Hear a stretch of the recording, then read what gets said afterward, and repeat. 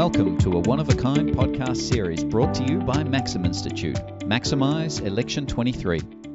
We are here every week to dive into the latest news, discussing the plain and the fancy articles while bringing you insightful analysis of the various events across our country. We also present the Generally Good Egg Award and share our expectations for the following week. Today, Executive Director Tim Wilson is joined by researcher Natasha Baulis and Communications Manager Jason Heale. Let's dive right into Maximise Election 23.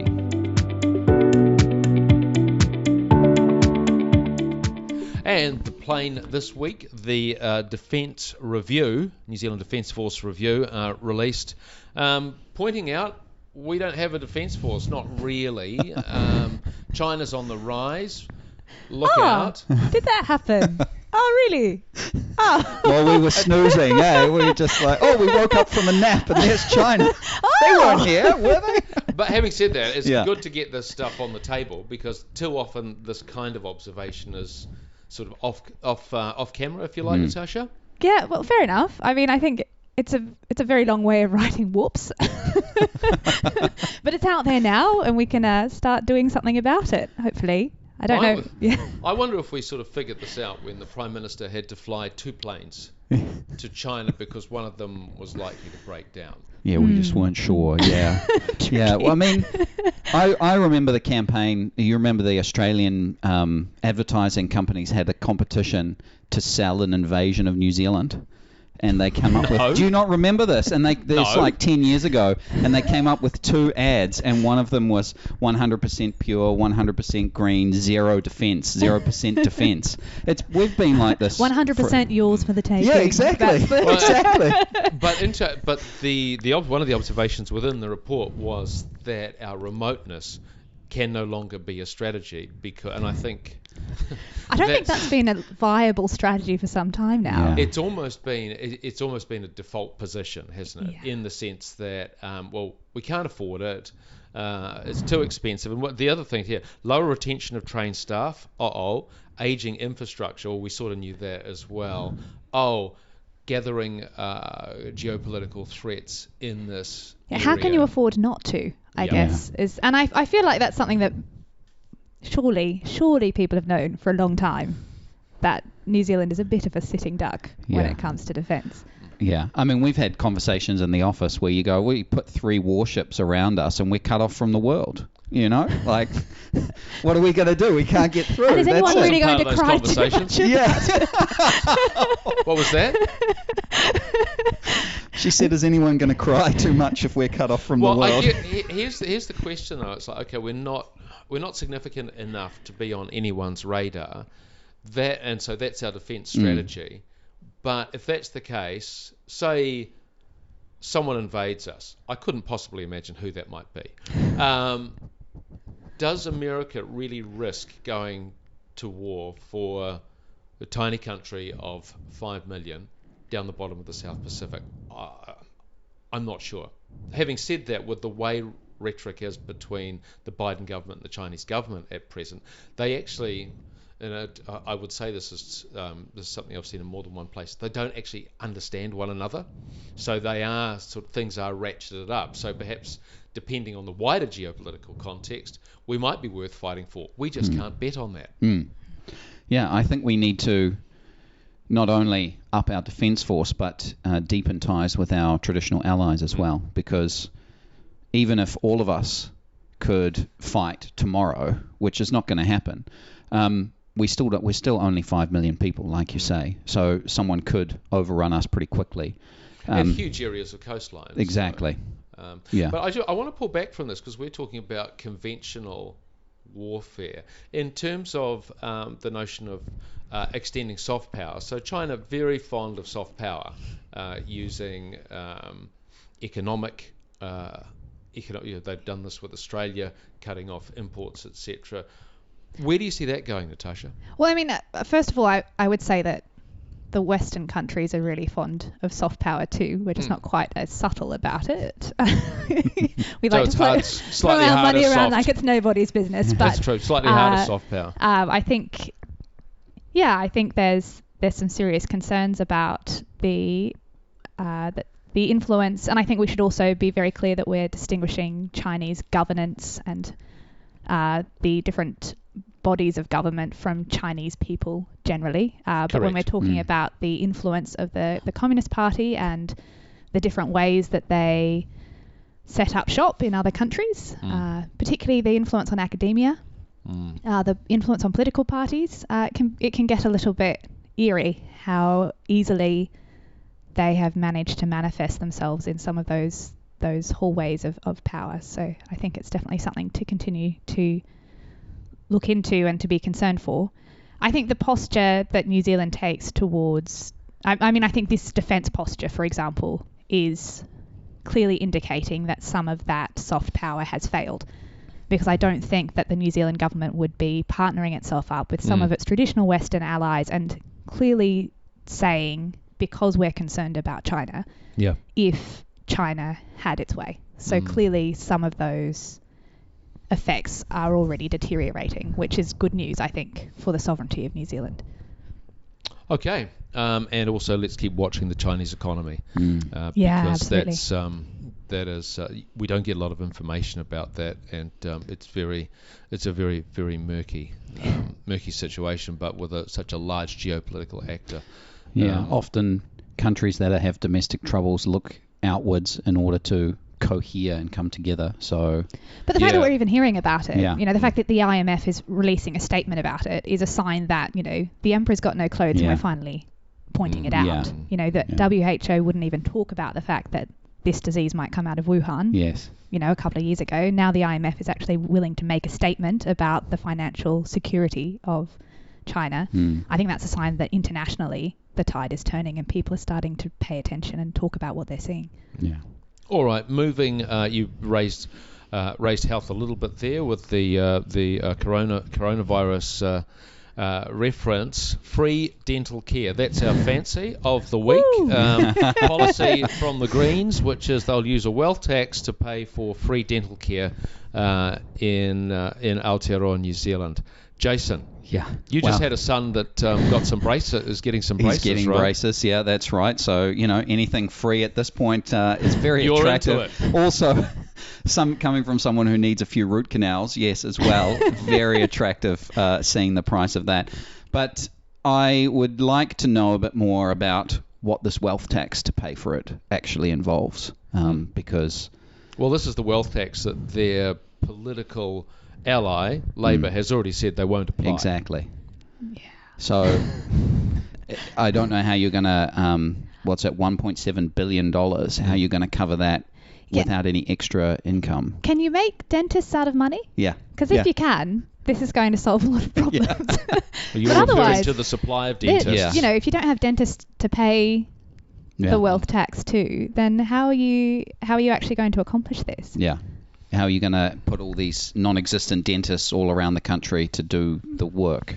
Well, I think from what I understand, the free dental care for children at the moment is massively backlogged because they don't have enough dentists to do the work, and that is free dental care. Yeah. People aren't able to access it anyway. I think there's a 9-month wait time for some procedures for children. Wow. Again, dental care for children is free. So how is making it free actually going to resolve the real resource shortages? Well, you're going to intensify the bottlenecks, and this is a Dental Association Chief Executive Mo Amso says it doesn't account for those major bottlenecks of children and adults already needing care.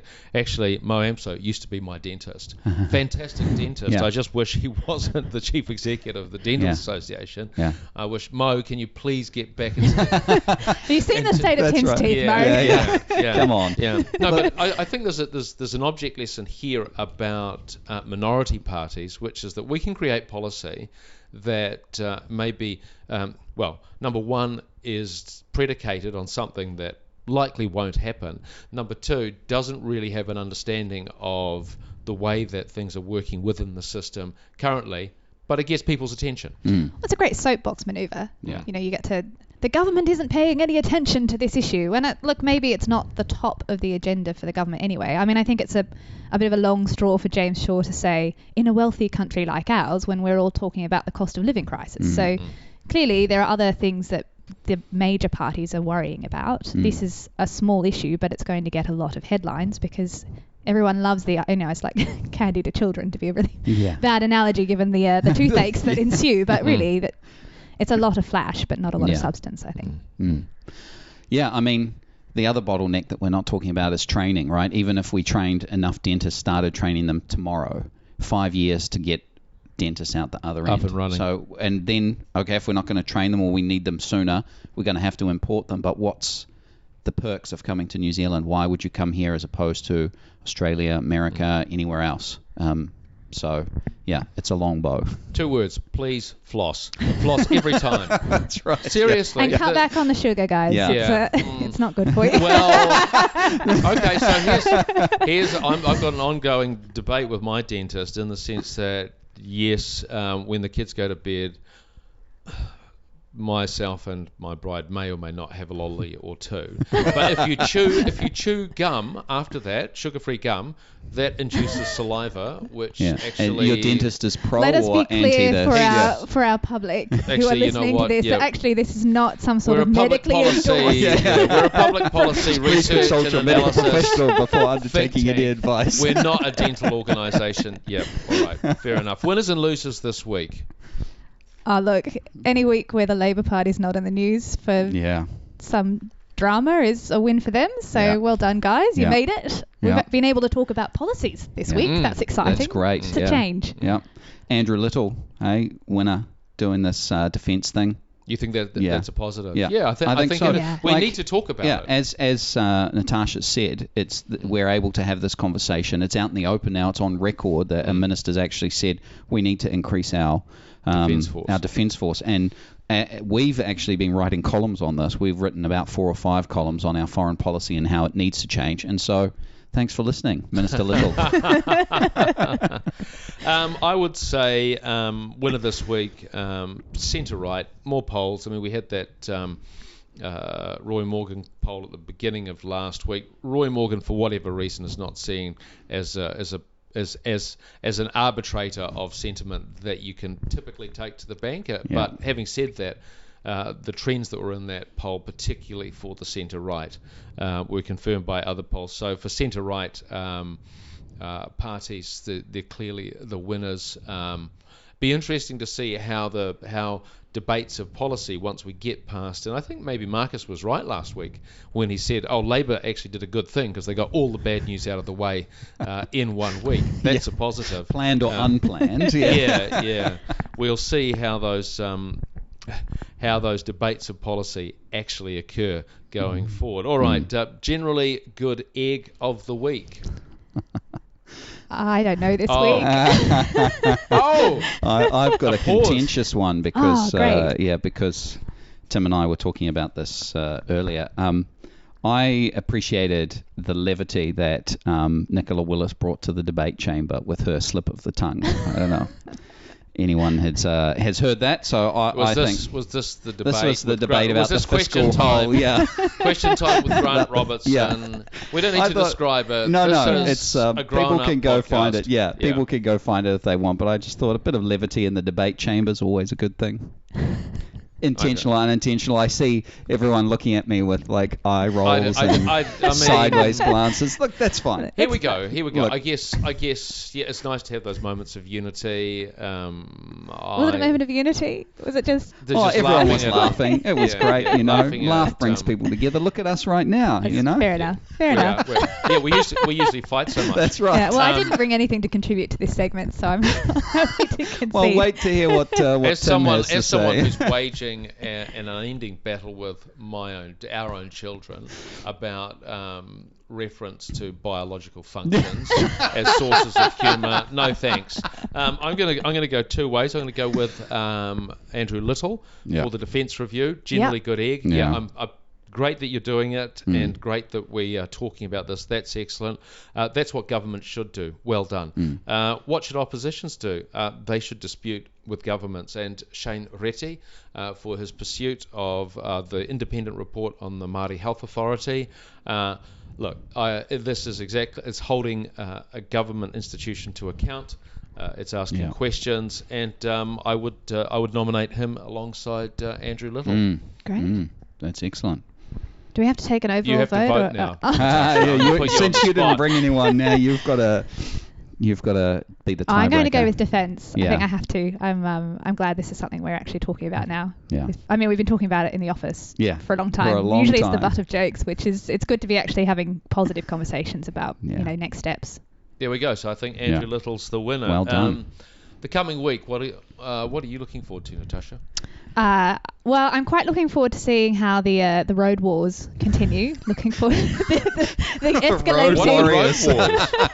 Oh, the debate about transport. Yeah. No, there's just escalating promises. Money is falling from the sky. I'm really excited to see, who promises what next. Yeah. Can I pull back from there? I was actually quite staggered with Christopher Luxon saying that China could pay for some improved transport. Put us in the Belt and Road Initiative. Well, look, and it's a great idea given the state of the Defence Force in New Zealand. Clearly people aren't... Just when you're being accused of being a wealthy country, actually someone's suggesting a policy manoeuvre already being questioned in the Solomon Islands. Yeah. So, anyway. I'm looking forward to more discussion of education. We had those NCEA results. The drop of a very significant amount of kids who are leaving with NCEA passes.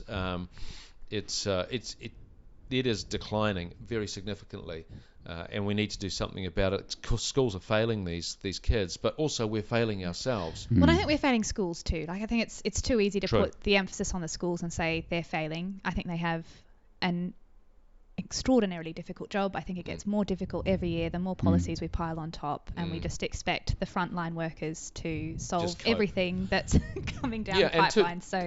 It's a good point, Natasha, because the research that we're going to release this week on COVID's effect on the education system, the focus on well-being. So schools are now have really, really dug into the notion of student well-being. It's important, I absolutely agree, but that's another layer that on top of educating our kids as well. Yeah, exactly. My pick of the week is anything that Winston Peters says is always entertaining. So I'm hoping that he releases some policy, has a roadshow or something like that. Depth of thought here. But no, I think he always contributes to the conversation no matter what he says, because people react to him, and there's some dynamism and buzz around the issues that he raises. He's a catalyst. I'm looking for a spark. So you're not necessarily concerned about what he will say, but what he ignites. What he will provoke. Yeah, exactly. Yeah. There you go. That's true. I'll accept that. I'll give it a pass. There we go. Oh, that's great. Thanks, guys. Consensus. Enough consensus. Look, tune in next week, and we'll see you then. Thanks for joining us on Maximise the Election. Thanks for listening to the Maxim Institute podcast. If you'd like to hear more from us and keep up with the rest of our research and analysis of politics and policy in New Zealand, you can sign up on the homepage of our website to get our monthly forum email and invitations to future Maxim Institute events. You can search and subscribe to us on Apple Podcasts, Stitcher, or wherever you get your podcasts. From the team at Maxim, mā te wā. Goodbye for now.